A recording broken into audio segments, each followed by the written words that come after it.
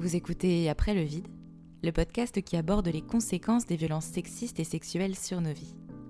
Je suis Romane, sophrologue spécialisée dans l'accompagnement des victimes de VSS, et je vous donne la parole sur ce podcast. Parce qu'il y a autant de vécus que de victimes, et que chaque histoire mérite d'être racontée et écoutée. Au fait, si tu souhaites soutenir gratuitement ce podcast, tu peux t'abonner sur ta plateforme d'écoute préférée et lui attribuer la note de 5 étoiles. Merci. Bonjour à toutes et à tous. J'espère que vous allez bien. Bienvenue sur ce nouvel épisode d'Après le vide. Aujourd'hui, je reçois Julie, qui partage avec nous un témoignage poignant et puissant. Victime d'inceste perpétré par un autre enfant de sa famille, Julie a longtemps vécu avec l'amnésie traumatique, oubliant complètement ses agressions. C'est en levant le voile sur cette amnésie que Julie a pu prendre conscience des nombreuses conséquences de celle-ci. Elle nous parlera des répercussions sur sa vie, notamment l'apparition d'un syndrome de Diogène, un trouble complexe qu'elle a réussi à surmonter grâce à un accompagnement adapté. Julie nous dévoilera aussi les questions intimes qu'elle s'est posées sur son identité et comment ce processus de redécouverte a été crucial pour elle. Aujourd'hui, Julie va beaucoup mieux et elle est toujours en chemin vers une meilleure connaissance d'elle-même, apprenant à se réparer et à se retrouver. Je vous souhaite une très bonne écoute. Bonjour Julie. Bonjour. Comment tu vas ? Ça va, un peu nerveuse, mais ça va. Oui, c'est normal, c'est courant ici, la nervosité en début d'épisode. Merci de prendre la parole aujourd'hui. Merci à toi de me la donner. Avec grand plaisir. Est-ce que tu peux te présenter pour qu'on en sache un petit peu plus sur qui tu es, s'il te plaît ? Ouais, donc moi c'est Julie, je vais avoir 24 ans et je sais pas quoi dire de plus. Bah écoute, c'est très bien Julie, 24 ans, parfait. En quoi c'est important pour toi de témoigner aujourd'hui ? Pour moi c'est important, notamment dans le cadre de ma réparation, de ma thérapie, quoi. Notamment par rapport au fait que j'ai eu honte de moi pendant très longtemps. Ouais. Et je pense qu'il est plus que temps qu'on libère la parole sur ce genre de sujet, et aussi notamment quand ça concerne des cas comme le mien, et aussi il est temps que les victimes arrêtent d'avoir honte, parce que Oui. c'est pas à nous d'avoir honte et de porter ça sur notre dos, quoi. Est-ce que du coup tu peux nous raconter ton enfance, expliquer peut-être dans quel climat familial t'as grandi ? J'ai pas énormément de souvenirs d'enfance, tout simplement parce que j'ai ce qu'on appelle de l'amnésie traumatique, Ouais. ce qui est sensiblement assez fréquent dans le cas de situations de violence sexuelle. Et donc moi j'ai plutôt grandi dans un cadre familial dysfonctionnel, je dirais, hein, Ouais. très clairement. Et donc effectivement moi j'ai été victime d'inceste pour le coup de la part d'un enfant de ma famille. Et donc effectivement j'ai pas été protégée, ce qui amène voilà aujourd'hui à cette amnésie traumatique liée dans mon cas à un trauma complexe. Est-ce que tu peux nous en dire un petit peu plus du coup sur ce que tu as vécu quand tu étais enfant ? Alors, donc au-delà de l'aspect cadre familial dysfonctionnel, pardon, et ben évidemment, ouais, c'est compliqué parce que quand il s'agit d'un enfant qui se rend auteur de violences sexuelles sur un autre enfant, et notamment d'inceste sur un autre enfant, en général, c'est encore moins pris au sérieux. Parce que tu sais, il y a ce truc de, oui, c'est, comment ils disent déjà, c'est du touche-pipi. Ouais. Enfin voilà, c'est banalisé banalisé, en fait, c'est banalisé, alors qu'en fait, ça devrait pas du tout être le cas. Enfin, c'est banalisé, pardon, et même minimisé, ouais, c'est quoi. ça. C'est genre... Minimiser, banaliser, c'est... En fait, les adultes détournent le regard, alors que finalement, ça crée aussi des dégâts, même quand l'auteur des violences en question est un enfant, même si l'enfant ne s'en rend pas forcément compte sur l'instant. Et surtout, ça amène beaucoup de questions, enfin ça devrait en tout cas amener beaucoup de questionnements, parce qu'un enfant, notamment quand ils ont moins de 12-13 ans, qui fait ça, qui se rend auteur de ce genre de violence, on en avait parlé la dernière fois, mais Ouais. un enfant qui se rend auteur de ce genre de violence en dessous de 12-13 ans, en général c'est un enfant qui reproduit ce qu'il a subi, ou ce à quoi il a assisté. Donc moi je trouve que c'est inquiétant et que ça devrait justement amener à plus de questionnements. Ouais, bah, c'est clair, c'est encore quelque chose dont on parle pas du tout et comme tu disais, qui est banalisé. minimiser. Et toi, en tant qu'enfant, quand tes parents ne réagissent pas, t'intègres que ce que tu vis, en fait, ça doit être normal, en Bah, c'est fait. ça. Si ça choque pas les adultes qui t'entourent, Effectivement, on intègre que c'est normal. Soit ça, ou alors on intègre que c'est de notre faute, euh, qu'on doit absolument le cacher parce qu'on est responsable de ça, etc. Ou alors, quand on vit dans un cadre familial dysfonctionnel, on peut aussi intégrer que si ça se sait, on va subir davantage de violence. Et donc effectivement, ça craint quoi. de quelle façon c'était un climat dysfonctionnel chez toi? C'était tes parents qui se prenaient la tête, il y avait de la violence. Globalement, hein, tu t'es pas obligé de rentrer dans les détails, c'est juste pour. Ouais, en fait, mes parents, bah évidemment, c'était un couple très compliqué, hein. Il y avait il y avait Hmm. tout ce qui va être violence conjugale, euh, mutuelle, D'accord. hein, évidemment. C'était pas tu sais, on parle très peu des violences conjugales des femmes sur les hommes, mais en fait, c'était réciproque, hein, clairement. La violence conjugale, dans Ouais. le cas de mes parents, elle était très, très réciproque, hein, clairement. Euh, et donc effectivement c'est compliqué parce qu'en fait mes parents, chacun de leur côté, ils ont vécu aussi dans des cadres familiaux dysfonctionnels. Et donc pareil, ils sont traumatisés, etc. Sauf qu'à l'époque, et c'est pas une excuse évidemment, mais c'est une explication cependant, à l'époque il n'y Oui. avait pas du tout forcément autant d'accès à tout ce qui va être santé mentale, c'était encore plus stigmatisé. Euh, donc pas forcément de soins, notamment pour les gens traumatisés. Et du coup, fatalement, plus de risques de reproduction des schémas traumatiques Oui. sur ces enfants, etc. Euh, donc voilà, c'est compliqué. Après, ça veut. Ouais, comme je disais, ça excuse pas forcément parce que de toute façon, à l'heure actuelle, ils auraient pu choisir d'aller se soigner. Bah de t'entendre, de te croire Oui, aussi. aussi, effectivement. Parce que c'est ça, le climat fait aussi que ils sont pas forcément disponibles psychiquement, C'est ça. mentalement, pour voir les violences que toi tu subis, en fait, les Ouais, agressions que c'est tu ça, en fait, subis. ils sont pas en Puisqu'il y a tout ce capacité de. contexte Ouais, c'est ça, ils autour. sont pas en capacité, en fait, de se rendre compte Mm, de la situation, du fait que eux-mêmes se rendent auteurs de violences intrafamiliales, même sans mm. forcément le vouloir, même sans forcément s'en rendre compte. Et en fait, en réalité, euh, qu'ils le veuillent ou pas, en fait, la réalité, c'est que la volonté de violenter son enfant ou pas, quand les dégâts sont là, en fait, la volonté, on s'en branle, quoi. Ouais.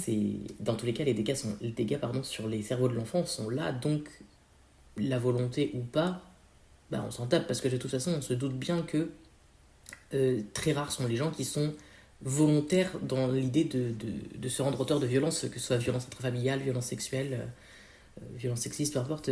Très rares sont les gens qui veulent réellement, enfin, qui ont la volonté de, et pourtant ça n'excuse absolument pas. Non, il y a des choses qui expliquent, c'est ce qu'on se disait au téléphone l'autre jour, voilà, il y a des faits qui viennent expliquer, même pas justifier, juste expliquer, mais qui n'excusent pas du tout les actes qui ont été Oui, c'est commis, ça, quoi. tout à fait. Enfin, ça nécessite beaucoup de travail aussi, et en même temps, quand on est face à des adultes qui n'ont jamais travaillé sur eux parce qu'ils n'ont pas forcément eu accès à ça, ça devient difficile en fait de les amener à plus ou moins se rendre compte des choses et travailler sur eux. Oui. Et puis aussi, derrière, il y a la volonté effectivement aussi de vouloir derrière travailler sur soi. Et bon, ça c'est compliqué. Et c'est aussi dur à admettre qu'on peut pas obliger les gens à travailler sur eux et Mm. qu'on peut pas forcer les gens à aller faire une thérapie, à travailler sur eux, à respecter les autres, à respecter les limites des gens, et notamment quand ça vient de membres de la famille, quoi. Comment tu te sentais, toi, à cette époque? Sincèrement, je me rappelle plus.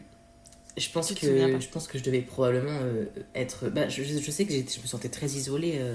Enfin, ça, c'est de manière générale dans toute mon enfance. C'est ouais, c'est un truc que tu as toujours ressenti. Enfance, adolescence, beaucoup d'isolement, Mm. beaucoup de solitude. Après, évidemment, je pense énormément de tristesse, d'angoisse, de stress surtout. Parce que tout ce qui va être, par exemple, à l'heure actuelle, tu vois, typiquement, si j'entends des gens hausser le ton, hausser la voix, etc., que ce soit envers moi ou pas, que ce soit hausser le ton dans un cadre de rigolade ou dans un cadre de violence ou quoi, dans tous les cas, Ouais. ça, typiquement, ça va être un déclencheur, tu vois, par exemple. Donc, ouais, c'est énormément de stress, je dirais. Je pense que mon système nerveux, pendant un certain temps, il a été mis à rude épreuve. Donc, ouais, Ouais. je dirais beaucoup de stress, beaucoup de tristesse, de solitude, de colère aussi et de rancœur parce que, évidemment, ça amène forcément, à être en colère déjà contre soi, parce qu'en général, on intègre quand on est un enfant traumatisé et violenté, très clairement, on intègre très rapidement qu'on en est responsable. Oui, que c'est de ta Voilà, c'est faute, ça. que tu l'as bien cherché, Des trucs comme ça. alors que pas du Et tout. on intègre aussi qu'on est responsable des émotions des gens qui sont autour de nous. Ah Donc oui, c'est ça, un vrai c'est... sujet Ouais. aussi, ouais. Et donc très souvent, ça amène à beaucoup de difficultés dans les relations par la suite à l'âge adulte. Donc, donc je dirais que, ouais, dans l'ensemble, je dirais beaucoup d'émotions très désagréables. C'est vrai qu'en plus, dans le cadre de l'inceste, c'est vraiment la famille qui prend un coup. Et comme tu disais, en fait, tu deviens responsable des émotions des autres. Enfin, tu deviens responsable, c'est pas que tu l'es, mais t'as cette, les autres ont cette vision, en fait, que tu viens faire exploser la famille, ce qui est totalement faux, parce que c'est pas toi la responsable, c'est pas toi la C'est coupable. ça, Toi, dans l'histoire, t'es la victime. c'est ça, Mais c'est toi qui oses parler, et comme tu oses parler, c'est toi qui amène ce flux de trucs négatifs, entre guillemets, tu vois, c'est quoi. ça. Alors moi, personnellement, j'ai pas parlé dans l'enfance. Euh, Ouais. la dernière fois que ça a eu lieu, j'avais 15 ans. Et pendant quelque chose... En fait, je sais pas, j'ai l'impression que plus ou moins, je m'y connais pas énormément, en fait, enfin pas tant que ça finalement, dans tout ce qui va être lié à la mémoire traumatique, mais par contre, je constatais qu'à chaque fois après les faits, après les agressions, Ouais. euh, mon cerveau, il efface... C'était comme s'il l'effaçait instantanément, ou en tout cas pas entièrement, mais tu sais, genre il mettait de côté un peu, et je refaisais ma vie l'air de rien, alors que finalement j'étais carrément morte de l'intérieur, quoi. Et... en fait, c'est très étrange parce que c'est comme si j'oubliais, mais qu'à moitié, tu vois, partiellement, on va dire. Et du coup, Ton cerveau, il se mettait vraiment en mode c'est protection. ça, Tu vivais tellement de violence à cet instant que après, il essayait pour ta survie, même, je pense, de complètement totalement.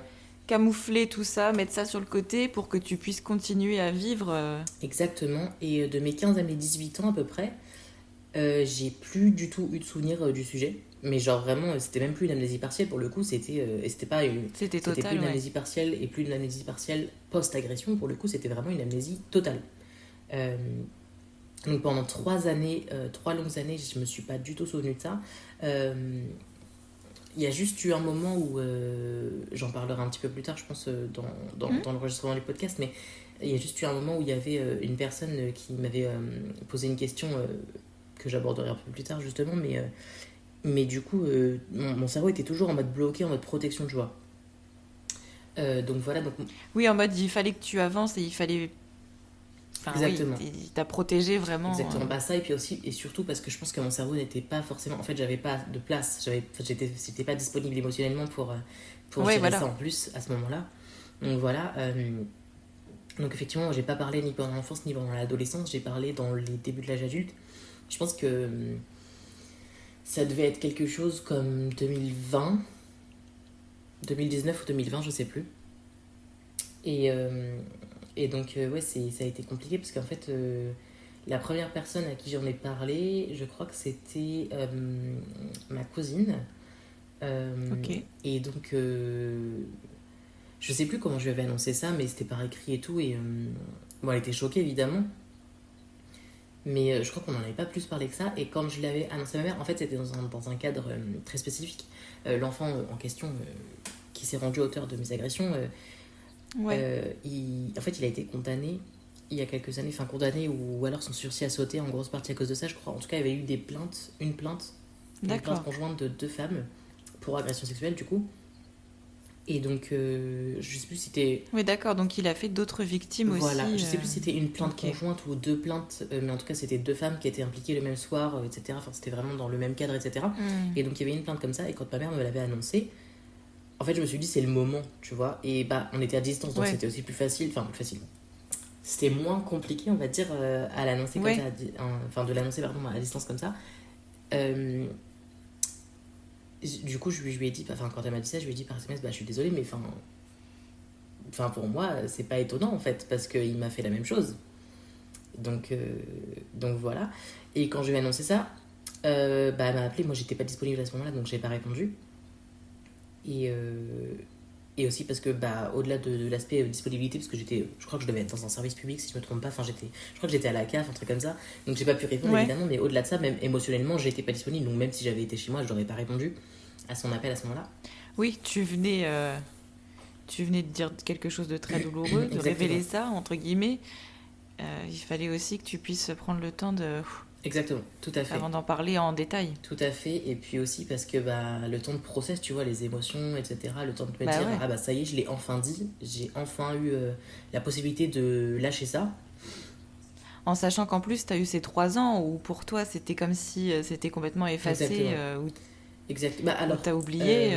en fait, c'était plusieurs années après m'être souvenu que j'en ai parlé, pour le coup.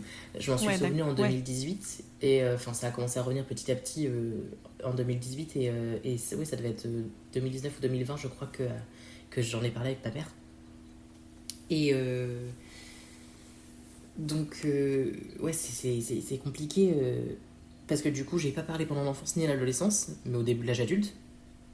Je pense que j'avais dû en parler à mon père aussi par SMS, mais je suis pas totalement sûre. Je me souviens plus précisément parce que pareil, amnésie traumatique. Oui, bah, oui, t'inquiète pas, hein, c'est normal, c'est pas grave. Exactement. Ça fait partie de ça, malheureusement. Et donc effectivement, moi en fait, pendant les 3 ans justement où j'ai oublié, c'était dans le cadre d'une prise en charge à l'aide sociale à l'enfance. Oui. À ma demande. Je tiens à préciser parce que pour souligner un peu, tu vois, le cadre dysfonctionnel, le cadre familial dysfonctionnel, pardon. Donc ouais, c'était devenu très compliqué. Donc du coup, j'ai moi-même été voir, enfin, été me renseigner pour me faire placer, littéralement. Mhm. Et donc, du coup, j'ai fini par effectivement être placée vis-à-vis des observations et des informations préoccupantes qui ont été relevées par les travailleurs sociaux et travailleuses sociales, pardon, travailleurs sociaux et travailleuses sociales, pardon, j'arrive plus à parler. C'est pas grave, prends le temps, il n'y a pas de Qui souci. avaient relevé tout ça et tout et qui m'avaient entendu. Donc, suite à leurs observations, j'ai effectivement été placée pendant 1 an et demi. Et après, je suis retournée chez ma mère. Quand je suis retournée chez ma mère, j'ai refait une année de seconde parce que j'avais déjà fait 2 ans auparavant, j'avais fait une année de seconde au lycée. Et en fait, après cette année, pendant toute cette année, en fait, j'ai essayé de me contenir, etc., de me dire ça va aller, etc. Et août 2017, tu vois, il y avait eu les premiers MeToo, Balance ton port, etc. Ouais. Un an après, à peu près août 2018, c'était dans un cadre où il y avait beaucoup l'enfant en question, justement l'auteur de mes agressions, chez ma mère à ce moment-là, et donc au même moment où il y avait, tu sais, les premiers MeToo inceste, etc. Et donc au bout d'un moment, tu vois, j'ai commencé à lire les témoignages et je me suis dit putain, mais c'est bizarre quand même, enfin c'est ça sonne, enfin ça résonne quoi, c'est étrange. Ouais. Et je me suis dit au bout d'un moment que c'était un peu trop une coïncidence quoi. Donc petit à petit enfin non, même pas en fait, non, j'ai des conneries, c'est même pas petit à petit, c'est je me suis tout pris dans la gueule d'un coup vraiment. Tout est D'un revenu. coup, vraiment. Enfin, pas tout, mais une bonne grosse partie en tout cas est revenue dans Ouais, c'est ça. m'est revenue dans la gueule d'un coup quoi. Et je t'avoue que ouais, effectivement, se prendre l'intégralité de sa vie dans la gueule quand ça fait 3 ans qu'on l'a mis de côté, bon, ça fait mal quoi. D'où l'intérêt aussi, comme tu disais tout à l'heure, de pouvoir prendre le temps de laisser remonter les émotions au moment où t'en parles. Exactement.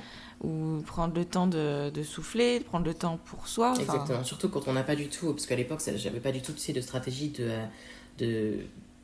pour m'aider à process, tu vois, mes émotions, etc. Donc, ouais, ça fait très mal de se prendre tout ça dans la gueule d'un coup.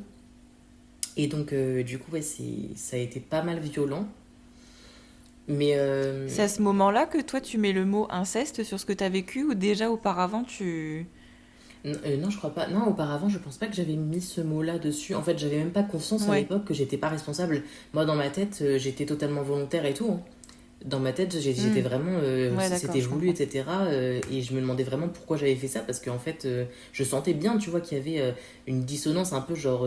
Dans ma tête, c'était logique que je veuille. Parce que, enfin, je connaissais le mot inceste, mais pour moi, ça s'appliquait pas là. Et pour moi, l'inceste consentant, ça existait à moitié, en fait, mais pas vraiment. Mais du coup, c'était un peu, tu sais, genre contradictoire dans ma tête. J'étais en mode, je l'ai fait, donc forcément, je le voulais. Mais en même temps, je sentais que pas du tout. Tu te sentais coupable. En même temps, je savais que pas du tout. J'avais pas du tout voulu ça. Non, bah non. Donc, du coup, puis tu sais, le mythe de l'inceste consentant, bon, j'ai beaucoup de problèmes avec ce concept. Voilà. Oui, vraiment. Pas ouf. Oui, vraiment pas. Et du coup, ouais, Enfin, je comprenais pas, mais du coup, non, effectivement, c'est au moment de ma lecture des témoignages en question, MeToo inceste, que j'ai posé, en fait, effectivement, le mot inceste dessus. Et j'ai eu la possibilité, enfin, je sais pas où, ni quand, ni comment, mais j'ai trouvé la capacité de témoigner sur Twitter. Je crois Ouais. pas que j'étais à visage découvert à l'époque, je sais plus, mais en tout cas j'ai reçu beaucoup de soutien, ça m'a fait beaucoup de bien. Et voilà, mais je crois que j'avais dû en parler avant de témoigner, parce que c'était pas au même moment, hein, c'était un petit peu après je pense, mais j'avais dû en parler avec la personne avec qui je sortais à l'époque, Ouais. et qui m'avait déjà beaucoup soutenu, donc enfin, forcément ça m'avait aidé quoi, mais bon voilà, c'est un peu violent de se prendre tout ça dans la gueule d'un coup, et donc effectivement moi j'ai pas parlé du coup avant l'âge adulte, mais en fait j'aurais tendance à dire tu vois que je regrette d'un côté parce que j'aurais bien aimé ne pas avoir cette amnésie et du coup pouvoir parler dans l'adolescence. Oui, Parce je qu'en fait, comprends. le problème, c'est que le travail avec l'aide sociale à l'enfance, il a été fait qu'en surface. Euh, Quand mes parents ont commencé à montrer de la bonne volonté, bah moi, dans ma tête d'ado, j'étais en mode ah bah c'est bien, ça va aller mieux, etc. On s'entend mieux, tout ça. En réalité, c'est juste que, comme je te l'ai dit, mes parents ont vécu dans un cas dysfonctionnel, ils sont tous les deux traumatisés, même s'ils veulent pas l'admettre. Et Oui. donc, tous les deux, forcément, ils ont un profil d'attachement insécure. Et donc, forcément, il va y avoir, tu sais, des contradictions dans ce qu'ils disent, dans ce qu'ils font. Et un coup, ils Hmm. vont, tu sais, être plutôt avenants dans leur approche, très affectueux, etc. Et un coup, ils vont être totalement l'inverse, vraiment évitants, etc. Des fois, des mélanges des deux et tout. Et globalement, ils sont ouais, instables, désorganisés, etc. par Oui, c'est ce rapport que à. j'allais dire, c'est vraiment. Oui, c'est ça, en fait. Je pense qu'ils ont tous les deux un profil d'attachement désorganisé, ou en tout cas, c'était le cas à l'époque. Et donc, forcément, en fait, quand j'ai commencé à voir qu'ils montraient de la bonne volonté, je me suis dit, ah bah ça va aller mieux. Mais parce que j'avais pas conscience de tout ça à l'époque. Euh, Oui. donc ça allait mieux pendant un temps, mais finalement ça n'a pas tenu justement sur le long terme parce que bah, le travail n'a été fait qu'en surface. Et ça pour le coup, bon bah voilà, c'est un service public, etc. Donc je m'attends pas forcément à. Je pense qu'on peut pas s'attendre, tu vois, avec si peu d'investissement de la part de l'État, etc., à ce qu'il y ait un meilleur travail de fait. Néanmoins, c'est hard parce que je pensais vraiment que ça allait fonctionner. Et récemment, en fait, j'ai récupéré mon dossier d'ASE. T'avais beaucoup d'espoir, oui, dans. C'est ça. En fait, je vois, tu sais, dans les témoignages, enfin, dans les écrits, dans tout ce qui a été relevé, qu'il y a de la bonne volonté, en fait. Oui. Mais le problème, Mais c'est. pas les moyens, peut-être, pas les. Ouais, je dirais pas les moyens, pas Comment forcément tu financiers, dirais? mais les moyens, ouais, émotionnels, peut-être. Hmm. Donc, ouais, bonne volonté, mais pas de passage à l'action derrière, quoi. Peut mieux faire, Voilà, quoi. exactement. Et du coup, je pense que j'aurais peut-être voulu ne pas avoir cette amnésie à ce moment-là et pouvoir parler pour que le travail soit pas autant en surface et que ce soit fait un petit peu plus en profondeur, un petit peu mieux, je dirais, mais en même temps, je me dis que voilà, on est toujours, tu sais, la meilleure version de soi-même. Je pense que voilà, si le cerveau n'a pas pu réagir à ce moment-là, c'est qu'il n'en avait pas la capacité. Et je me dis, tu vois, avec tout ce dont j'ai conscience à l'heure actuelle, Oui. je pense pas que j'aurais voulu à l'âge que j'avais à l'époque, donc entre 15 ans et demi ouais, et 17 ans, je pense pas que j'aurais voulu être consciente de tout ça à ce moment-là parce que clairement j'aurais pas supporté. C'était pas faisable, Oui. j'avais la tête trop pleine en fait. Si j'avais été consciente de tout ce dont je suis consciente à l'heure actuelle, mais à l'époque, honnêtement, j'aurais pas tenu, je me serais jetée sous un train, sincèrement. Je voilà, mais c'est vrai qu'effectivement j'aurais voulu pouvoir parler avant, euh, histoire de ouais de faire un meilleur travail et en même temps d'un côté c'est pas moi qui suis responsable de ça, tu vois. Hmm. Donc Mais c'est souvent ce qu'on entend dans les amnésies traumatiques, en fait. C'est que les victimes ont toujours l'impression que ça arrive au bon moment, entre guillemets. Enfin, il n'y a jamais de bon moment pour se rappeler ça, on est bien mm, d'accord. Mais c'est vrai que comme toi, j'en ai entendu beaucoup qui disaient que si c'était arrivé avant, en fait, elles auraient jamais pu supporter, en fait, ouais. ce souvenir qui revenait Bah après de ces agressions et que au moment où c'est revenu, bah, en fait, elles étaient en capacité, entre guillemets, de pouvoir l'intégrer sans rappeler et cheminer avec ça, quoi. ouais, après évidemment c'est pas du tout un processus pardon feel good. Je dirais que heureusement que ça arrivait à ce moment-là et pas plus tard, Hmm. parce que du coup ça m'a obligé finalement à travailler sur moi, hein, à me forcer à aller mieux petit à petit. Bon, ça a été très compliqué, hein. J'ai été très très bas pendant un temps, mais évidemment, c'est. Heureusement que c'est. Oui, plus ou moins, oui, heureusement, tristement, heureusement, Oui, bah oui, c'est ça, oui. que c'est arrivé à ce moment-là et pas plus tard ou pas plus tôt. Mais par contre, effectivement, c'était pas du tout feel good, quoi. C'est vraiment une levée d'amnésie traumatique, qu'elle soit partielle, totale ou. Enfin, peu importe. c'est le processus le moins feel-good du monde, vraiment, c'est tellement violent De de toute se prendre façon, ça ce dans que la tu gueule. disais tout à l'heure, c'est que tu t'es tout pris dans la gueule, en fait. C'est ça, en fait, c'est tellement violent de se prendre C'est tout ça dans la gueule d'un coup, c'est un peu beaucoup hard quand même. Surtout quand tu t'y attends pas, tu vois, parce qu'en général, t'es rarement prête quand ça arrive. Ouais, t'as pas un petit courrier qui te dit attention, ça va Exactement, on t'en va arriver. pas recommander. On t'en va pas recommander. Ah, attention, oubliez pas, levée d'amnésie dans 3 semaines. Hein. Alors là, préparez-vous. Soyez bien assise, madame. Voilà, exactement. Donc Comme- ouais. Donc ouais, c'est compliqué. Comment elle a réagi ta mère quand tu lui as dit, du coup? Et ben, en fait, il faut savoir que l'enfant en question, désormais, est polytoxicomane et se détruit à Ok. petit feu depuis des années. Et en fait, quasiment depuis l'adolescence, hein, je dirais, finalement. Et donc, en fait, sa seule et unique réaction, ça a été: ah, mais peut-être que c'est pour ça, du coup, qu'il se détruit depuis des années. Enfin, pardon, je rigole, c'est cocasse, je dirais. Enfin, c'est. J'ai même pas de terme pour décrire ça. Je rigole, ça me fait pas vraiment rire, tu vois, mais c'est nerveux. Non, mais c'est ce qu'on disait aussi au téléphone, c'est qu'on rigole, Oui, c'est ça, mais ouais. c'est pas des rires en mode Non, ah, ça c'est trop permet de drôle, quoi. dédramatiser la situation, quoi. C'est vraiment. ça. C'est-à-dire qu'il n'y a pas, tu sais, eu de paroles en mode bah merci de m'avoir fait suffisamment confiance pour m'en parler, bah écoute, je te crois, En fait, il soutien, n'y a tout eu ça. aucun soutien Rien émotionnel, du comme t'as jamais eu de soutien émotionnel de toute façon dans ton enfance, Bah, etc. en fait, quoi. je pense que j'en ai peut-être eu à un moment ou à des moments, mais je me souviens même pas, en fait. Et pour que je m'en souvienne pas, c'est que Oui. ça devait pas être très conséquent ou très fréquent, tu vois. Non, mais voilà, c'était rare C'est aussi, ça. peut-être. Et en fait, ma mère, je me souviens que je lui avais parlé de violences sexuelles, du fait que j'en avais subi, etc. à l'époque, et sans mentionner l'enfant en question, sans mentionner l'aspect inceste. Je lui en avais parlé, je crois, vers 2019, un truc comme ça.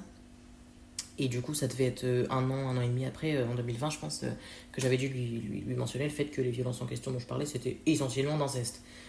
De la part de l'enfant en question de la famille. Donc, du coup, ouais, c'est. Quand j'en ai parlé au tout début des violences sexuelles sans mentionner la personne concernée, et je lui avais un peu. En fait, je crois que c'était pendant une dispute, je lui avais tout balancé dans la gueule, un truc comme ça. Mais parce que Ouais. j'étais en colère. Et bon, c'était peut-être pas forcément le meilleur move, tu vois, mais je m'excuse Bah, de absolument toute pas. façon, ça. Je m'excuse absolument pas, vraiment. Ouais, bah voilà, de toute façon, tu contrôles pas, hein, ça sort quand C'est ça ça. sort. Et c'est. Et bah pour le coup, je lui ai tout balancé dans la gueule, le fait elle avait tellement pas été présente qu'elle s'était même pas rendu compte que j'avais subi telle et telle chose, etc. Et donc du coup, enfin ouais, ça a été compliqué. Au tout début, elle m'a sorti un truc comme ouais, mais moi aussi je pourrais te dire que tu mens par rapport à ça, etc. Bon, Ok. pas ouf. Vraiment pas, Et non. après, dans une espèce de réciprocité très étrange, enfin, je voulais vraiment pas savoir ça, tu vois, mais elle sait pas aussi, tu sais, de savoir si moi ça m'intéressait de savoir ça. Alors, j'entends, hein, tu sais, le besoin d'en parler, etc., mais moi je suis pas son espèce de parole, je suis pas sa confidente, voilà, c'est pas. C'est plutôt à la mère en général d'écouter l'enfant et pas l'inverse. Ouais. Donc, dans une espèce de réciprocité, je dirais, enfin, c'est très étrange, très chelou. Elle m'a sorti, bah oui, et puis moi aussi j'ai subi un viol, etc.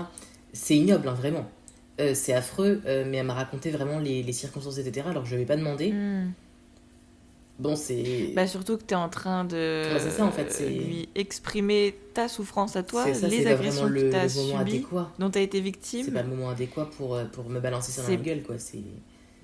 Bon, T'es pas en capacité à ce moment-là d'entendre parler d'autre chose, en fait, même s'il y a peut-être ce besoin d'en parler aussi, ou je sais pas pourquoi elle t'a dit ça comme ça, mais je sais pas. toi, à ce moment-là, c'est pas le moment, Exactement. en fait. C'est vraiment pas le moment. C'était toi la priorité, en fait, à ce moment-là. C'était. Bah, c'est ça. Et en fait, en soi, j'aurais même pas été contre le fait qu'on en parle par la suite éventuellement. Si c'était ça entre nous, Oui. si c'était ça, s'il y avait pas de. Ouais, enfin, en fait, moi je suis juste pas sa confidente, je suis pas son espace de parole, je suis pas sa psy, tu vois. Enfin, c'était pas adéquat, c'était vraiment pas le truc à faire à ce moment-là. Donc voilà, mais effectivement, ouais, je pense que c'est. Je dirais que c'est tristement arrivé au bon moment parce que je pense que j'aurais pas pu supporter avant, quoi. Donc bon, mais en tout cas, ouais, ma mère a réagi d'abord comme ça. Et puis quand je lui ai annoncé pour l'enfant de la famille en question, sa seule réaction ça a été ah bah, peut-être que c'est pour ça qu'il se détruit, qu'il s'auto-détruit depuis des années, etc. Bon bah certes, hein, c'est peut-être à cause de ça, en partie. Ouais. Maintenant, je suis pas très convaincu que ce soit juste ça. Je pense que c'est aussi parce que la personne en question et moi, l'enfant en question, et moi, on a quand même vachement de trauma en commun en rapport avec des violences intrafamiliales. Je veux dire, bon, il y a peut-être aussi un lien avec la façon dont elle l'a traité, dont mon père l'a traité, Ouais. dont la famille dans son entièreté hein, l'a traité. On en revient encore à... Il y a des choses qui expliquent, mais qui ne justifient pas et qui n'excusent Exactement. pas. Et puis surtout, c'est surtout que c'est pas la réaction à avoir, tu vois, quand on Non, bah t'annonce, non. voilà, enfin, je veux dire, j'ai eu plusieurs amis, tu sais, qui m'ont annoncé, voilà, j'ai vécu telle et telle chose, etc. Sur l'instant, je leur ai pas dit, ah, mais du coup, c'est pour ça que tu vas pas bien, enfin, tu vois, genre, pas du tout. Vraiment, j'ai plus été, tu sais, dans l'accompagnement bah écoute, merci de m'avoir fait suffisamment confiance pour m'en parler, Ouais. courage à toi, etc. Enfin, des trucs comme ça. C'est des mots, Une genre réaction adéquate, Ouais, c'est ça, finalement, en à ce fait, genre. qu'on te confie. Une, Une présence qui c'est est ça, là. genre un soutien, quoi. Un soutien émotionnel. Et Ouais. pourtant, j'ai pas du tout de formation sur le sujet, tu vois. Donc, je sais pas, c'est peut-être juste une question de bon sens, de respect aussi de la personne en face, je sais pas, mais. Mm. Et peut-être aussi, je pense aussi en bonne partie, tristement aussi, mais de disponibilité émotionnelle, parce que c'est vrai que quand on n'est pas en Oui. capacité de se rendre compte de ses propres problèmes, bon, bah, je pense qu'on n'est pas non plus forcément très en capacité de répondre de manière adéquate à ce genre de choses. Donc, ouais. Mais, ouais, c'est un peu hard. Ouais, non, mais c'est clair. Vous en avez rediscuté après ou c'est plus jamais Et revenu ben, en fait, on en a vaguement discuté de temps en temps, mais ça a dû arriver peut-être, ouais, les 2-3 fois grand max. Ouais. Et j'ai fini par arrêter d'aborder le sujet parce que j'avais la sensation qu'elle en avait rien à foutre. Peut-être que c'était pas le cas, qu'elle savait juste pas comment réagir, mais en tout cas, moi, quand je lui en parlais, j'avais la sensation qu'elle en avait rien à foutre. Et Oui, le ressenti que t'as, c'est ça, quoi. C'est exactement.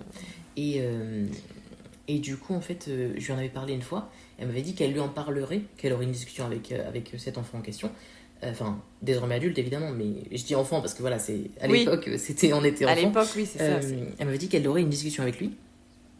En fait, elle m'a pas demandé est-ce que tu veux que j'en parle. Elle m'a vraiment genre dit j'aurai une discussion. En fait, elle me l'a imposé, tu vois, genre en mode ouais, je vais lui en parler. Je sais être pédagogue, etc. Je vais lui en parler. Moi, il m'écoute, tout ça quand il est en redescente. Bah, Alors que toi, t'as fantastique, peut-être mais pas c'est ça, en forcément fait. envie qu'elle lui en parle, Fantastique, quoi. mais moi j'ai pas du tout envie que tu le fasses à ma place en fait. J'étais pas du tout prête à ce moment-là. Et du coup, au fin de compte, je sais pas du tout si elle a fini par lui en parler ou pas. J'ai pas eu de nouvelles par rapport à ça. Et comme on se parle plus depuis maintenant bientôt 2 ans, D'accord. suite à un énième événement traumatique, mais du coup, je sais pas. J'ai pas eu de nouvelles, je sais absolument pas si elle en a parlé ou pas. Mais en tout cas, enfin, en fait, c'est surtout ouais, dans la démarche de ne pas me demander mon avis, en fait, finalement. On en revient toujours à l'aspect consentement, en fin de compte, tu vois, genre, Ouais. moi j'étais pas forcément prête et j'ai fini par céder sur l'instant parce que j'arrivais pas du tout à poser mes limites à ce moment-là. Et, bon, bah voilà, mais je sais absolument pas du coup si elle l'a fait, mais dans tous les cas, elle avait pas prévu de me demander mon accord, quoi. Oui, elle le ferait quoi qu'il arrive. Exactement. Comment tu t'es sentie après justement cette levée d'amnésie? Quelles conséquences ça a eu sur toi, Wow, sur ta vie, ton quotidien? Ça a été tellement, tellement violent. En fait, comment ça.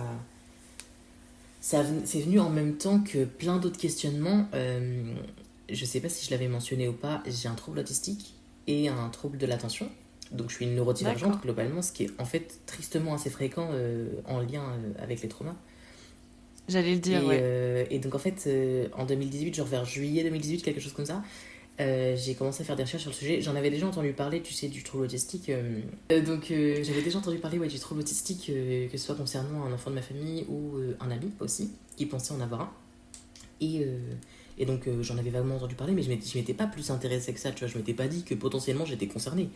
Et en fait, une fois j'étais tombée sur une personne concernée qui expliquait ce que c'était. Et j'étais en mode... C'est... Tiens. Il y a beaucoup de similitudes avec mon comportement là. On dirait que la personne, on dirait que c'est moi qui écris, on dirait que la personne me décrit. Tu as mis une caméra chez moi? La personne m'a espionné. Et j'étais en mode, mais enfin c'est pas possible, je l'aurais su, je m'en serais rendu compte. Et bon, c'est resté quand même dans un coin de ma tête un certain temps, tu vois, parce que j'étais en mode putain, mais ça se trouve, ça explique tous mes problèmes en fait, globalement. Et donc, du coup, c'est resté dans un coin de ma tête, sauf qu'un mois après, il y a eu le début de levée d'amnésie traumatique. Donc, effectivement, c'était compliqué à gérer, donc j'avais beaucoup, beaucoup de choses à gérer en même temps. Et donc, effectivement, ça a été pas mal violent parce que j'étais dispo émotionnellement pour rien du tout. Je vivais encore chez ma mère dans un cadre qui était pas ouf parce qu'on s'entendait plus du tout. Parce que j'avais encore arrêté les cours quelques mois auparavant sans terminer l'année scolaire finalement. Et je savais absolument pas ce que je voulais faire de ma vie. ouais, c'était très compliqué entre elle et moi. Ouais, à ce moment-là, t'étais dans le flou. La communication elle était carrément rompue. Je venais tout juste d'avoir Hmm. 18 ans. J'avais des TCA à n'en plus finir. Vraiment, je passais mon temps à soit ingurgiter des quantités énormes de nourriture, soit au contraire à ne pas manger pendant plusieurs jours. Vraiment, c'était extrêmement compliqué, donc ça a été vraiment des conséquences désastreuses. Euh, Ça allait pas bien du tout, j'étais dans une dépression tellement profonde. Dieu merci, je m'en suis sortie pardon, à l'heure actuelle, Ouais. mais j'étais dans une dépression tellement profonde que j'avais carrément développé, tu sais, un début de syndrome de Diogène. Ma chambre, elle était dans un état, mais genre tellement désastreux, c'était infernal. Ça a vraiment impacté tous les pans de C'est ta ça, vie, en exactement. fait. Vraiment, ça a eu un impact, un résultat sur vraiment tous les aspects de ma vie, que ce soit relationnel, Hmm. c'était très compliqué. À ce moment-là, je sortais avec une personne, mais à distance. Ok. Euh, et, euh, et en fait, petit à petit, avec cette personne, ça devenait de plus en plus compliqué, de moins en moins de communication, beaucoup plus d'anxiété, etc. Voilà, ça devenait littéralement toxique avec cette personne. Et pourtant, cette personne n'est Hmm. pas du tout toxique, hein. C'est juste que elle comme moi, cette personne et moi, on n'était pas du tout dispo à ce moment-là, émotionnellement, etc. Et du coup, effectivement, ouais, c'était difficile à gérer, surtout qu'on était genre à distance. J'étais côté région centre, cette personne du côté de la Bretagne, donc vraiment c'était Ouais. voilà, c'était compliqué, pas de thunes ni d'un côté ni de l'autre, et voilà, donc Oui, c'était c'était vraiment distance, distance. exactement. Donc du côté relationnel, ça a impacté ouais, ce niveau-là. Euh, donc le côté amoureux, le côté amical aussi, beaucoup, parce que je me suis beaucoup isolée en fait pour tenter de me protéger. Bah oui. Euh, Alors que finalement, je voulais juste guérir, mais j'avais pas du tout les ressources pour. Et donc voilà, je me suis. Bah, comme tu disais aussi, tu étais en plein cheminement aussi d'un point de vue perso par rapport à l'autisme, etc. Exactement. Donc, Bah, j'étais carrément pas c'est dispo. vraiment tout qui t'a... J'étais carrément pas dispo. Tout est tombé dessus d'un coup, en Et il y fait. avait pas mal d'autres choses que je vais peut-être pas forcément aborder maintenant parce que c'est pas forcément pertinent, mais il y avait pas mal d'autres choses aussi qui m'occupaient l'esprit. Euh, Hmm. enfin, pour en parler vaguement, des questionnements sur mon genre de naissance, Ouais, etc. Enfin, d'accord. voilà, donc c'était compliqué parce qu'effectivement, il y avait pas mal de. Ouais, de. En fait, tu t'interrogeais beaucoup sur qui tu étais, Exactement. En fait, je savais juste plus du tout mais qui j'étais. c'est toute ton identité C'est qui ça. était Bah, c'est ça chamboulée, en exactement. fait. Parce que déjà, il y a eu l'aspect voilà, découverte du trouble autistique, il y a eu l'aspect voilà, trauma, levée d'amnésie traumatique, etc. Donc Hmm. forcément, avec tout ça, on a du mal à savoir qui on est, tu vois, surtout quand toute sa vie on a performé et enfin, Bah qu'on a ouais. masqué finalement ces symptômes d'autisme toute sa vie. Bah, tu t'es suradapté Exactement, c'est exactement le en terme, permanence, vraiment, quoi. c'est le terme en général que j'emploie, la suradaptation. Donc Hmm. ouais, quand on s'est suradapté comme ça toute sa vie, on ne sait vraiment plus qui on est en général. Donc c'est compliqué à gérer de devoir process tout ça en même temps.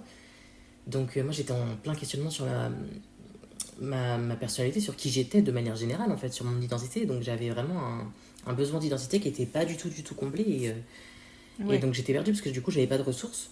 Ma mère qui avait pas enfin avec qui je vivais mais qui avait pas forcément non plus de ressources de son côté pour m'aider à ce niveau-là, elle m'aidait pas du tout. Elle me violentait davantage même sans forcément le vouloir ou s'en rendre compte. Euh, et donc ouais c'était ouais, une charge mentale de malade, tu vois.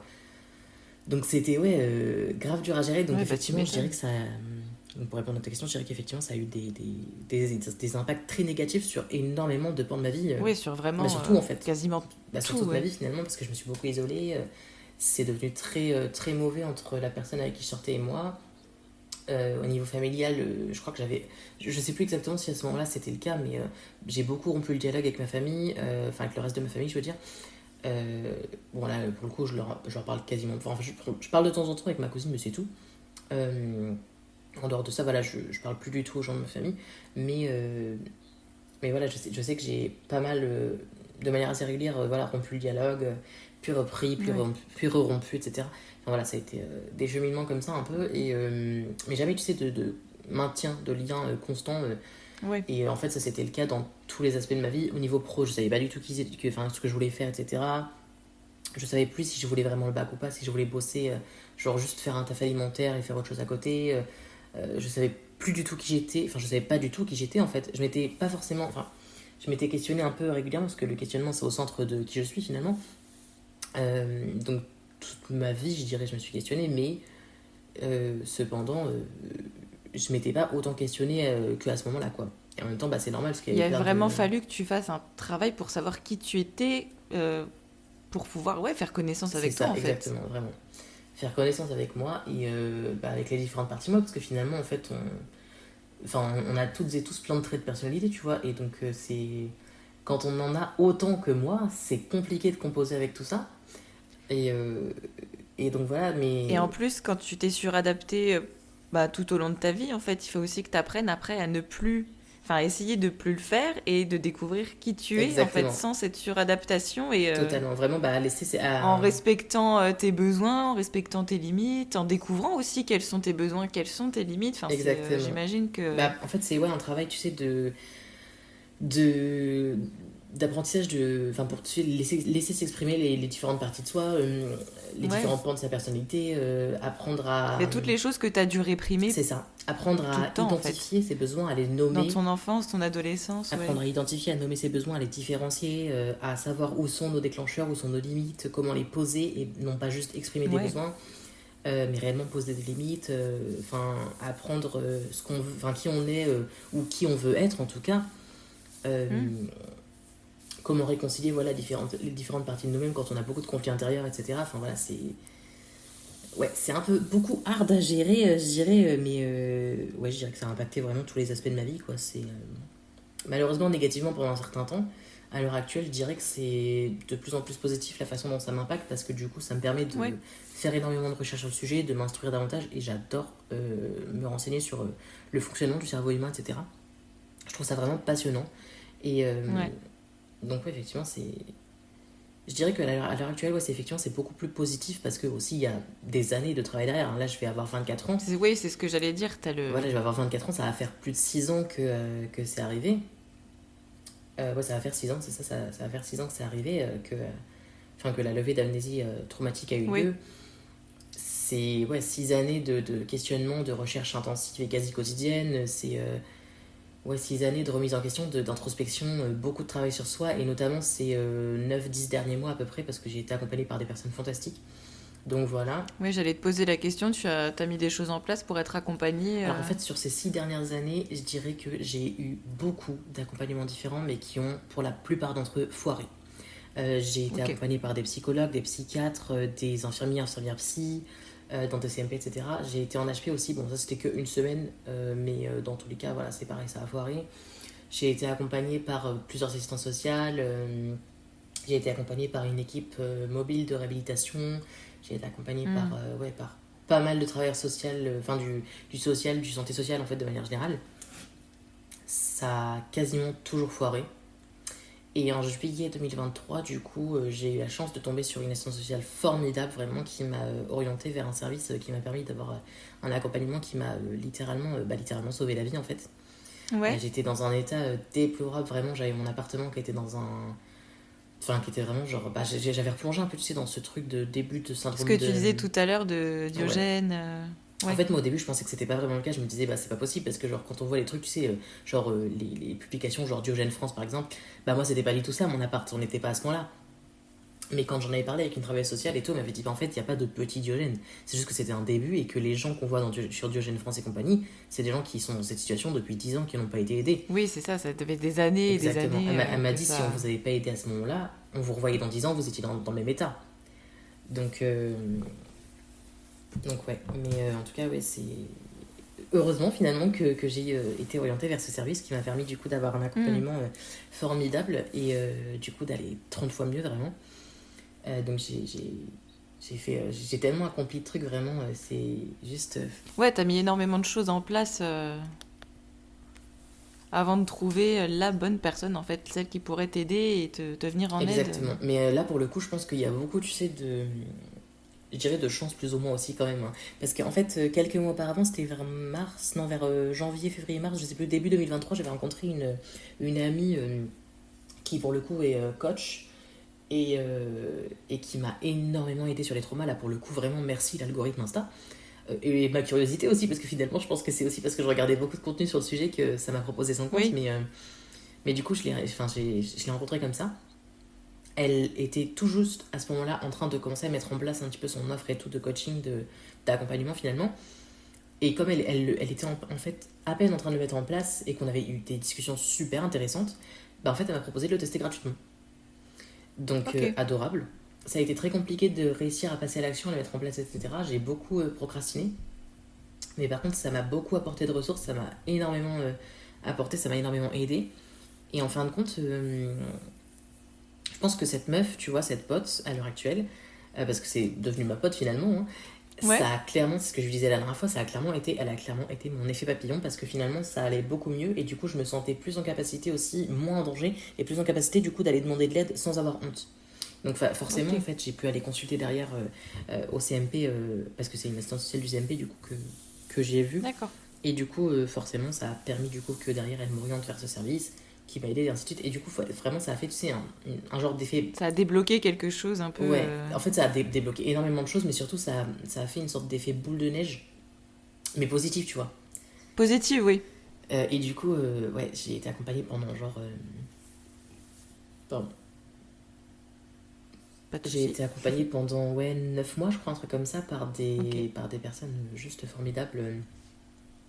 Deux en particulier, qui m'ont vraiment, genre, tellement aidée, mais je suis tellement, tellement, tellement reconnaissante. Donc voilà. Et bah, en fait, c'est vraiment, je pense, l'accompagnement dont j'avais besoin à ce moment-là. Aussi parce que je pense que j'ai été aussi plus disponible émotionnellement aussi Hmm. pour cet accompagnement. Parce que je pense que si on me l'avait proposé il y a quelques années, pardon, je pense que ça aurait aussi foiré. Pas parce que l'accompagnement était mauvais ou quoi. Parce que tu te sentais pas prête, Exactement. entre Parce que j'étais guillemets. pas On n'est prête. jamais vraiment trop prête non plus J'étais pas prête à travailler sur moi de à cette faire tout manière en ça, mais fait. tu étais, comme tu dis, plus disponible pour le J'étais faire. pas prête à travailler sur moi de cette manière en fait. Donc, Hmm. mais là, ça a été, bah, je dirais quand même vachement intensif parce que j'ai quand même accompli pas mal de choses, hein. Justement, la travailleuse sociale qui m'a accompagnée sur le sujet dont je te parlais un petit peu plus tôt, elle m'avait demandé, quand j'ai arrêté l'accompagnement, de faire une liste d'accomplissements. Et, euh, et en fait, j'ai commencé, et puis j'ai plus réussi à m'arrêter. En fait, il y avait trop de trucs, tu vois, que j'ai réussi à faire Bah, trop en 9 cool. mois. Mais oui, c'est fantastique. Et du coup, quand je lui ai montré de loin, je lui ai dit, attendez, j'ai pas terminé. Je montre le truc, c'est je fais défiler, et je fais, attendez, c'est pas terminé, c'est pas terminé. Alors, j'ai 50 pages. Vous êtes prête? Bah, elle s'y attendait, je pense. Elle s'y attendait, mais non, vraiment, je lui suis tellement reconnaissante. Genre, c'est. Et Non, puis toi, vraiment, t'as pu c'est. prendre du recul aussi par rapport à tout ça et te dire, waouh, en fait, Bah, en fait, ça m'a permis, tu sais, de me dire que c'est pas forcément toujours dangereux d'être vulnérable face à une personne, et notamment face à un travailleur ou une travailleuse sociale. Ça m'a permis de comprendre que quand on faisait confiance aux gens qui sont là pour nous aider, bah, c'est pas forcément, ça foire pas forcément, que c'est pas forcément hmm, mauvais, que c'est pas forcément un danger de, voilà, de se montrer vulnérable. ouais, Et en fait, avec elle et la deuxième personne qui m'a accompagnée, j'ai réussi, tu sais, à atteindre vraiment littéralement cette vulnérabilité émotionnelle, relationnelle. Et en fait, enfin, j'ai trouvé ça juste incroyable, quoi. J'ai trouvé ça incroyable parce que quelques mois auparavant, vraiment, ça aurait été inenvisageable d'avoir ce genre de vulnérabilité dans mes relations. Même, enfin, parce que là, pour le coup, on parle de relations administratives, enfin sociales plutôt, ouais, socio-pro, dans tout ce qui va être ouais, oui. social, éducatif, etc. Même dans ce genre de relations, sans parler de relations amicales ou amoureuses, même dans ce genre de relations-là, ça aurait été inenvisageable, mais impensable que je m'autorise voilà, à être autant vulnérable. Quoi. Mais en gros, voilà, je dirais que l'inceste, si je dois vraiment faire un peu un ensemble de ce que ça apporte, c'est vraiment, ça apporte Ouais, beaucoup de négatifs. Ça détruit littéralement, hein, psychologiquement.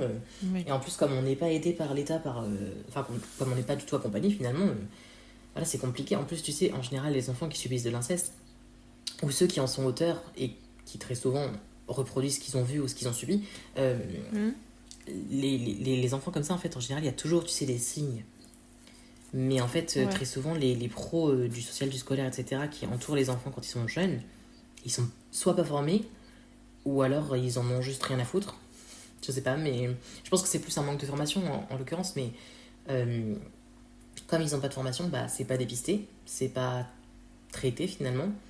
Alors qu'en fait, bah, ça devrait être le cas et ça éviterait, en fait, ça limiterait, tu sais, les dégâts, je pense, derrière Bah ouais. sur la vie adulte de la personne, des personnes concernées.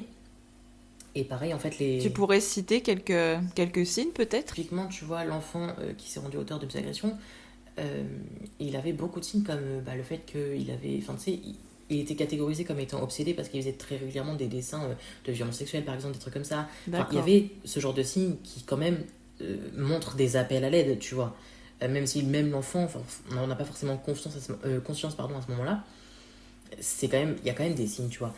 Quand Oui. on est face à un enfant, comme je l'étais, en l'occurrence, qui vraiment, littéralement, ferme sa gueule, ne parle quasiment pas, ou en tout cas, dans le cadre Hmm. familial, et quand ça concerne sa famille, etc., quand on est face à un enfant qui, euh, finalement, est devenu plus ou moins, je dirais, un paillasson. Alors, tu sais, le truc du Ouais. people pleasing, tu sais, je sais pas si tu connais le truc des 4 F en anglais, dans le trauma. Ça me dit quelque Genre chose, oui. fight, flight, freeze or fawn. Genre fight, combat, flight, fuite. Freeze, genre blocage, sidération. Hmm. Ou fawn, ça veut dire littéralement fan. En gros, tu te transformes en fan dans le sens où genre tu t'adoucis et tu fais ce que les personnes qui te traumatisent, Ouais. etc., qui te violentent, veulent que tu fasses en fait finalement. Enfin, tu deviens littéralement un paillasson quoi. Et donc, ouais, ce genre de truc, typiquement, ça peut être aussi un signe parce que, en général, les réactions, pardon, les réponses traumatiques comme ça, elles arrivent un petit peu Hmm. plus tard. Mais quand elles sont déjà présentes dans l'enfance, c'est que tu vois, quand même, Oui, bah il y a quand oui. même matière à se poser des questions. Mais c'est ce qu'on disait quand on s'est appelé, c'est qu'il faut absolument faire de la sensibilisation, Mm, de la prévention. totalement. Il faut en parler. Et c'est aussi ce qu'on se disait pendant l'appel, c'est que en fait, les parents ont tendance à croire que parce qu'on parle, entre guillemets, de sexualité, grossièrement parlant, hein, comme ça, c'est qu'on va apprendre le Kama Sutra aux enfants.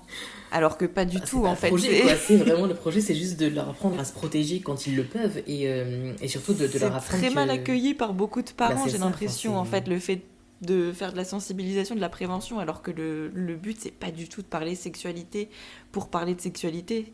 C'est pour apprendre aux enfants à faire, à parler, à reconnaître les signes des choses dont les adultes n'ont pas le droit, ou même parfois les autres enfants. Enfin, Effectivement, c'est ça. Et puis, le projet, c'est surtout de leur faire comprendre, ouais, effectivement, qu'ils ont le droit de dire non, enfin, que leur corps leur appartient. Enfin, en fait, leur apprendre finalement le consentement, quoi. Enfin, tout ce qui est le lié. consentement, oui. En fait, oui, c'est ça, de la prévention face aux violences sexuelles. C'est même pas. En fait, c'est davantage des préventions liées à la sexualité, que ce soit aux IST ou voilà, aux violences sexuelles, sexistes, etc. C'est davantage de la prévention que de l'éducation à la sexualité, quoi. Je Mm. sais même pas pourquoi on appelle ça comme ça d'ailleurs, parce que l'éducation à la sexualité, bon, enfin, ouais, en fait, c'est même pas ça finalement, parce que, enfin, Bah non, parce que la sexualité, c'est quelque chose que tu consens, en c'est fait. ça. Et puis C'est surtout quelque que, chose genre, que il n'y a tu pas veux, un que type t'es de. OK avec ça, alors que se faire agresser, c'est pas de la Bah, c'est sexualité pour ça, c'est moi. de la violence. Et puis surtout, genre, Bah oui, c'est pas. Enfin, je veux dire, la sexualité, il n'y a pas un mode, tu sais, il n'y a pas une non. sexualité, quoi. Donc, c'est. On va vous apprendre juste quelque chose sur la Comment on fait sexualité. des Il n'y a bébés. que ça. Comment on fait les C'est bébés, tout. et c'est tout. Le reste n'existe pas. Donc voilà, non, mais ouais, en fait, c'est même pas de l'éducation à la sexualité, c'est ça, c'est davantage une question de prévention et c'est nécessaire et urgent même de vulgariser sur le sujet, quoi, parce que c'est un outil de prévention Mm. qui est indispensable en fait pour limiter, enfin, essayer en tout cas de limiter les risques Oui. en question et puis prise en charge voilà, des auteurs, des autrices, parce que pareil, les autrices, on en parle très rarement, hein. Mm. Prise en charge des auteurs et des autrices de violences sexuelles, des victimes, qu'ils et elles soient enfants ou adultes hein, d'ailleurs, parce que très souvent, tu sais, enfin j'ai entendu à plusieurs reprises, tu sais, parler de prise en charge, par exemple, de pédocriminels ou de pédophiles, etc., ou de violeurs, etc. Et Bah, en fait, pédocriminel, c'est le terme. Parce que pédophile, c'est comme si c'est aimer les enfants. ouais, Et donc quand non, on clairement agit pas, comme non, ça, on n'aime pas les enfants. On est pédocriminel. clairement pas. Et C'est un terme que les médias et que tous devraient arrêter d'employer. alors, j'ai une petite réserve sur le sujet quand même, dans le sens où, en fait, je suis d'accord sur le fait que, tu sais, genre, le terme philie, bon, c'est, enfin, non, clairement, c'est pas de l'amour, Hmm. hein, c'est, voilà. Euh, En revanche, moi, j'ai un ami, du coup, qui vulgarise beaucoup sur le sujet sur TikTok, qui m'a apporté une nouvelle façon d'y réfléchir, tu vois. C'est plus le fait que, tu sais, il y a un peu, genre, des communautés de pédos en ligne et compagnie. Bon, je suis pas étonnée, a priori, je suis Mhm. pas étonnée. Mais, notamment, dans tout ce qui va être, tu sais, genre les mêmes qui réclament que, enfin, d'ajouter, tu sais, un P au sigle LGBT. Enfin bref. Donc ça, et en fait, dans les communautés comme ça, justement, apparemment, de ce que j'ai compris, de ce que mon pote m'a expliqué, en fait, eux-mêmes, justement, réclament à ce que les gens utilisent le terme pédocriminel parce que eux, ils considèrent que tant qu'ils n'ont pas agi, c'est vraiment juste de l'amour et que du coup, c'est sain. Sauf que non. Dans tous les cas, ça craint. Dans tous les cas, ça craint que tu aies agi ou pas, en fait. Donc, Oui, c'est pour ça que du coup, j'ai discuté sur ce sujet, parce qu'à la fois, du coup, je me dis effectivement, c'est pas du tout de l'amour, donc il faut pas du tout utiliser pardon, ce terme. Et en même temps, d'un autre côté, ouais, c'est en fait l'idée de séparer les deux. En fait, moi, je suis pas forcément d'accord, parce qu'en fait, qu'on ait agi ou pas, dans tous les cas, si la personne elle craint comme ça, Bah, tu l'as en tête. voilà, c'est ça en fait. Donc, c'est faut déjà. aller se faire traiter, quoi. Faut aller vraiment consulter quelqu'un de spécialisé dans le sujet, quoi. Mais c'est vrai qu'effectivement, quand tu vois ce genre de prise en charge proposée, j'avais vu en fait des gens sur les réseaux sociaux gueuler par rapport à ça en disant bah la priorité c'est les victimes, etc. Alors certes, la priorité c'est certes les victimes, mais je pense que voilà, prendre en charge les auteurs et les autrices, c'est nécessaire Ah pour oui, c'est éviter, important. pour éviter la effectivement. récidive justement déjà. Mm. Et puis aussi, potentiellement, pour faire de la prévention dans le cas justement de gens qui n'ont, entre guillemets, pas encore ou pas agi. Ouais. Genre, je pense que pareil, c'est nécessaire en fait pour ne serait-ce que faire de la prévention, de les prendre en charge aussi. Et donc, ouais, c'est juste nécessaire de prendre ça. Donc, pour moi, vraiment, c'est l'aspect éducation de la sexualité, c'est vraiment pas ça, c'est vraiment davantage une question de prévention, quoi. Donc, Ah bah, c'est clair. Est-ce que tu as envisagé de porter plainte ou est-ce que tu as porté plainte? je l'ai fait totalement. En fait, Tu l'as fait. j'y ai pensé, enfin, ces dernières années, tu vois, j'y ai réfléchi. Et à chaque fois, je finissais toujours par conclure par la même chose. Non, je le ferai pas parce que, je sais pas, genre, je m'en sentirais pas capable, ça va à jamais aboutir, tu sais, genre, je vais avoir Oui, un bah, puis de toute placé sans façon, suite, etc. la démarche est difficile à entreprendre et même à penser. Hein. C'est pas Très quelque chose clairement. non plus que. Très clairement. Enfin, ça peut être quelque chose de facile pour certaines personnes et pour d'autres, ça peut être quelque chose de très difficile à process aussi. C'est clair. C'est extrêmement difficile parce que tu sais, il y a le truc de. Bah ouais, mais si je dépose plainte, la famille, elle va m'en vouloir, etc. Et derrière, je vais détruire la Bah, famille, tout ça.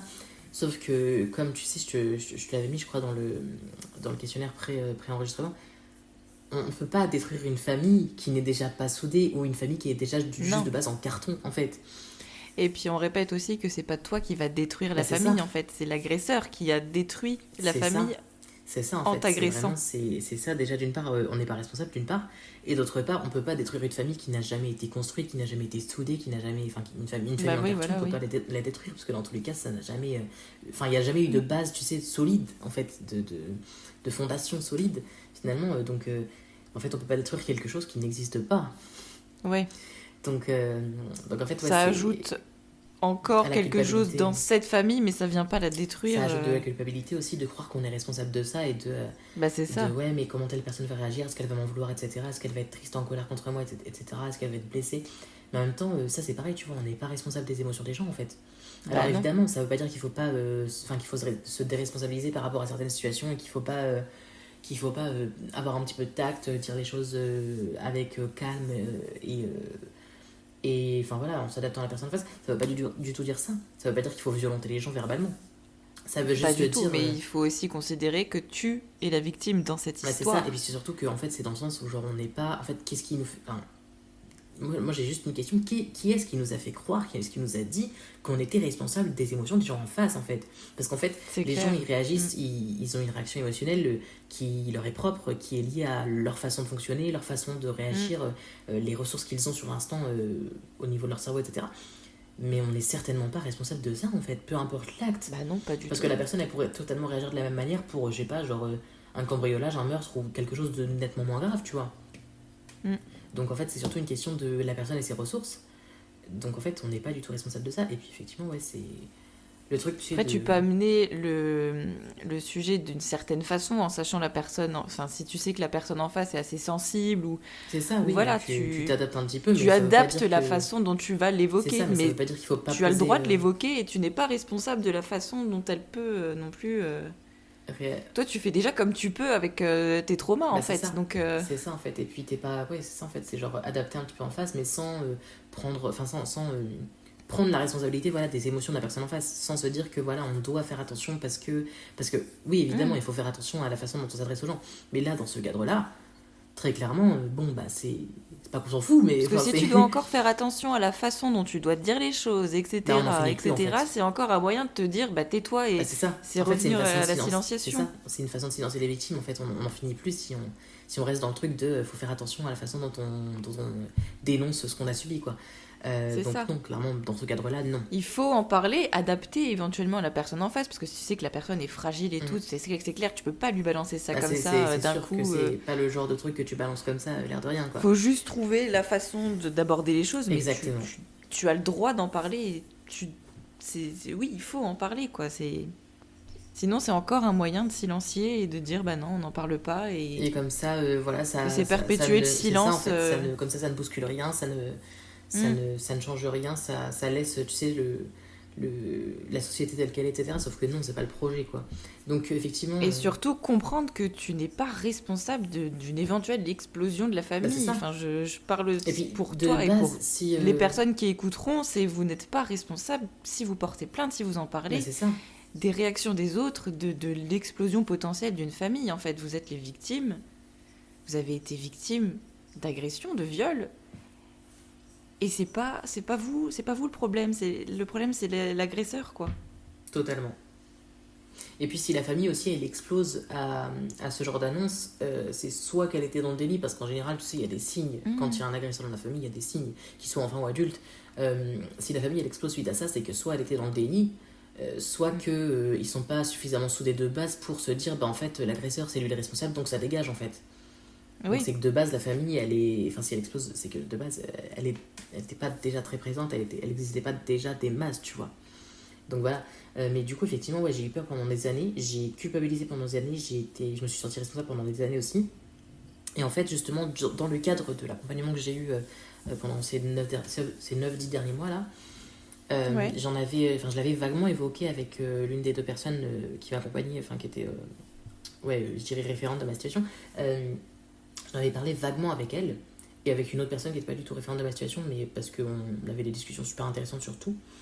Et en fait, ma référente en question, enfin l'une des deux qui me suivait, en fait, on en a vaguement parlé et je lui ai demandé si elle pouvait du coup, elle au pluriel j'entends, accompagner dans ce genre de démarche, voilà, dans un dépôt de plainte, etc. Et je l'avais vaguement évoqué sans vraiment rentrer en profondeur dans le sujet.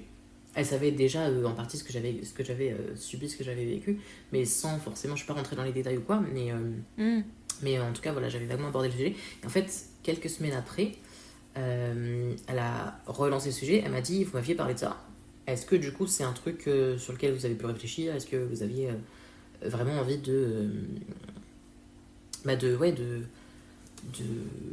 d'aller vers ça, vers cette démarche, d'avoir est-ce que vous avez envie d'avoir un accompagnement sur ce genre de démarche? Est-ce que c'est votre souhait du coup d'aller vers un dépôt de plainte? Et donc je lui ai dit, bah écoutez, je vais y réfléchir, parce que c'est pas une décision anodine non plus qu'on prend comme ça. Et bah, j'ai fini par réfléchir, par accepter, parce que je me suis dit qu'en fait il était plus que temps que je comprenne que c'était pas moi la responsable. Ouais. Et qu'il fallait surtout qu'il était plus que temps que j'arrête de porter toute cette charge sur mon dos. Ouais. Et tu vois, c'est un truc de ouf parce que je suis en surpoids depuis des années maintenant. Je suis en obésité morbide encore, mais j'étais vraiment beaucoup plus grosse il y a quelques mois. Et à partir de l'instant où j'ai déposé plainte, j'ai littéralement perdu du poids, alors que j'ai pas forcément changé grand chose au niveau alimentation et tout. En fait, j'en avais déjà perdu pas mal avant. Mais en fait, à partir de l'instant où j'ai... Mais t'as senti quelque chose qui J'ai littéralement déposé... Qui se libérait, entre guillemets. J'ai littéralement déposé un poids. Et donc, c'est assez incroyable, je trouve. Mais en tout cas, oui, voilà, c'est vachement symbolique. Ouais, c'est ça, en fait. Même la plainte de base, enfin les plaintes, parce qu'en l'occurrence, j'en ai déposé deux. Les plaintes sont effectivement symboliques. Donc, dans le sens, tu sais, genre, je délaye cette charge mentale à l'État, à la justice. Maintenant, voilà, eux, ils géreront ça avec la justice et moi, je me libère de cette charge, de ce qui pèse aussi lourd sur mon dos, parce que c'est pas à moi de le porter, en fait. Non. Et donc, et voilà, c'est pas mon rôle, en fait. Et donc, effectivement, du coup, j'ai été déposé plainte et j'ai été accompagnée, du coup, par cette personne qui avait réabordé le sujet avec moi. Et ben, en fait, elle m'a accompagnée sur la première des 2 plaintes. La deuxième, j'ai été allée seule. Mais le fait, en fait, d'avoir juste son accompagnement, parce qu'en fait, elle était, en fait, au départ, elle est rentrée avec moi dans la salle. Et quand j'ai vu que l'OPJ qui était en face de moi, il a lancé direct le Super C, il est rentré direct dans le vif du sujet, Ouais. je lui ai demandé de sortir. Et en fait, même si elle était dans la pièce à côté, enfin dans la salle d'attente, quoi, malgré ça, tu vois, son Tu sentais soutien. sa présence, C'est elle ça. était là, Et quoi. puis le fait de savoir qu'elle était à côté, en fait, d'avoir son soutien, juste ça, ça m'a vraiment permis de, voilà, de tout lâcher, de ne plus avoir honte, de dire les choses, de vraiment d'avoir le courage, si je peux dire, enfin, la capacité, la possibilité en tout cas Oui. de réussir à tout lâcher, à dire, enfin, pour déposer plainte, quoi. Et donc vraiment, juste son soutien a été genre incroyable à ce niveau-là. Bah, t'avais une personne qui était là émotionnellement C'est pour ça, en fait, toi, c'était ça, exactement en ça, qui un t'avais soutien émotionnel. confiance et justement avec qui tu pouvais te montrer vulnérable. C'est ça, exactement. Parce que déjà, ça faisait quelques mois déjà qu'elle m'accompagnait. Et donc, effectivement, j'étais déjà rentrée dans une sorte de vulnérabilité dans ma relation avec elle. Donc, effectivement, le fait de me sentir en confiance, ça m'a grave aidé. Et l'aspect, ouais, soutien, vraiment, le fait de me sentir accompagnée là-dessus, c'était juste incroyable. Parce que je pense qu'honnêtement, sans soutien de ce genre, j'aurais probablement pas déposé plainte, quoi. Mais Ou en tout cas, j'aurais peut-être mis encore plus de temps. Mais non, effectivement, son soutien, il était incroyable. Et c'est ce qui m'a permis en grosse partie de réussir à déposer plainte à ce niveau-là, quoi. comment tu vas aujourd'hui? Comment je vais? Bien, très bien. J'ai un nouvel appartement. Et je vais 40 Ouais. fois mieux, vraiment. J'ai gagné en assurance et en confiance en moi, mais de malade, vraiment. On s'est pas connus hein, avant, on se connaît depuis une semaine, je crois, un truc comme ça, même pas. Oui, c'est ça. Donc voilà, mais franchement, si tu m'avais connu avant, tu verrais que c'est le jour et la nuit. J'ai un ami qui me connaît depuis 2015 et qui m'a dit, bah putain, enfin, la transformation, quoi, le changement, enfin, je parle pas juste de Ouais. transformation physique, là, pour le coup. Mais même émotionnellement, il a constaté, il est en mode, bah, enfin, quoi? Parce qu'il y a une évolution de ouf, surtout ces derniers mois, donc effectivement, c'est incroyable. Donc ouais, je suis très très contente. Je vais beaucoup mieux, vraiment. Incroyable. J'ai une thérapie du coup. Et ouais, je sais même pas en fait comment argumenter, mais juste je fais tellement bien. Enfin, Ben, je pense que c'est incroyable. le message est passé, quoi. Et vraiment, ça fait plaisir à entendre après Ouais, c'est franchement, en fait, tout ce que tu as évoqué aujourd'hui. cette sensation, tu vois, de bien-être que je ressens à l'heure actuelle, d'apaisement, j'aurais jamais imaginé pouvoir ressentir ça. Entre guillemets aussi vite parce que moi dans ma tête ça allait prendre genre 10 ans tu vois à aller mieux. Ouais. Finalement tu vois ça a pris que quelques années, ce qui est déjà beaucoup parce que tu sais pendant longtemps j'ai culpabilisé, j'étais en mode bah je vais pas bien, j'ai perdu beaucoup d'années de ma vie à aller mal, etc. Et en même temps Ouais. pour le coup j'étais pas forcément responsable quoi, donc Bah non, c'est pas de ta faute. Enfin, donc je veux voilà dire, quoi, ça prend du temps en fait. t'as rien fait pour. Se soigner ça prend du temps, guérir ça prend du temps, voilà. Aller mieux aussi ça prend du temps de manière générale et donc j'aurais jamais imaginé pouvoir atteindre ce bien-être que j'ai à l'heure actuelle. J'aurais jamais imaginé l'atteindre aussi vite, on va dire, si je puis dire. Aussi vite. Et ouais, ça fait du bien. En fait, c'est enfin, paradoxe, non, peut-être pas, mais genre, tu sais, le truc, c'est. Genre, je me suis dit, ça fait du bien d'aller bien. C'est Oui. incroyable, vraiment, c'est. Tu découvres en Ouais, fait. c'est ça, en fait, littéralement. T'as plein de Parce que, découvertes évidemment, de tu sais, choses qui. évidemment, dans mon enfance, j'ai eu des moments heureux de rigolade, etc. Oui. Évidemment. Mais c'était jamais vraiment aussi authentique, je dirais. Et puis là, c'est vrai que t'as pu aussi te découvrir, parce qu'on Exactement. en revient à ce qu'on disait tout à l'heure, c'est que maintenant tu te connais en fait. Et bah, Bah, plus, je me connais. plus tu te connais, et enfin, t'es encore en Ouais, c'est ça, train en fait, je dirais d'apprendre à te en fait, je pense connaître. que comme énormément de gens, comme la majeure partie des adultes, finalement, je fais connaissance avec moi-même petit à petit, quoi. Ouais. Mais Mais en tout avec cas, ouais, ce je me connais versant qui est davantage. forcément peut-être plus positif en Bah, plus ça, pour et toi, puis bah, surtout, il y a plus ça de. t'aide d'autant plus Je me peut-être. connais mieux, genre j'ai eu plus de découvertes de moi-même aussi entre temps, donc même si je me connais pas entièrement et que je vais continuer à faire connaissance avec moi toute ma vie, bah dans tous Oui, les c'est ça, cas, je me sens tellement mieux parce que je suis plus moi, je suis plus authentique, je suis plus. Ouais, je me sens vraiment beaucoup mieux. Donc, ouais, Est-ce que t'aurais un message à faire passer aux personnes qui vont t'écouter? Alors, oula, j'avais pas du tout réfléchi à ça. Ça peut être très basique, hein, ou tu peux prendre le temps de réfléchir, il n'y a pas de souci.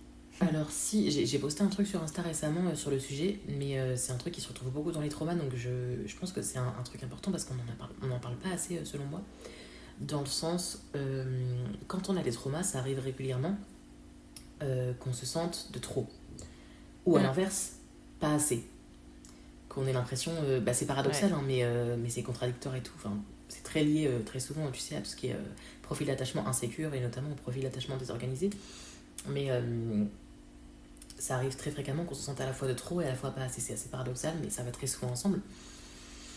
Et donc j'ai posté un truc sur le sujet sur Insta récemment parce que j'avais envie de parler de ce sujet et que je trouve que c'est un sujet qui est pas assez abordé.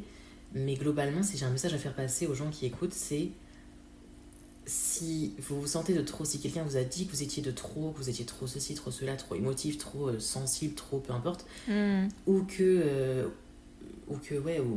quelqu'un vous a fait ressentir ça, ou que la personne vous l'a dit frontalement ou quoi, ça arrive, hein, c'est violent, mais ça arrive.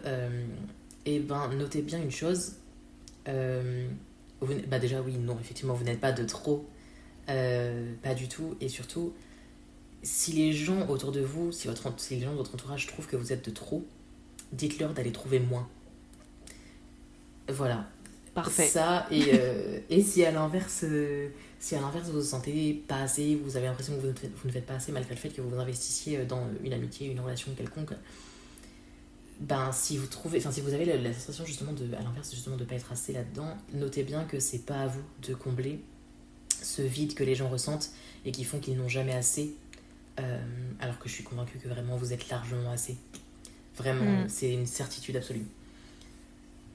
C'est une belle façon de conclure cet épisode, je crois. Merci beaucoup à toi, Julie. Je te souhaite de poursuivre ta connaissance de toi avec encore plein de belles choses. Et merci beaucoup, Romane.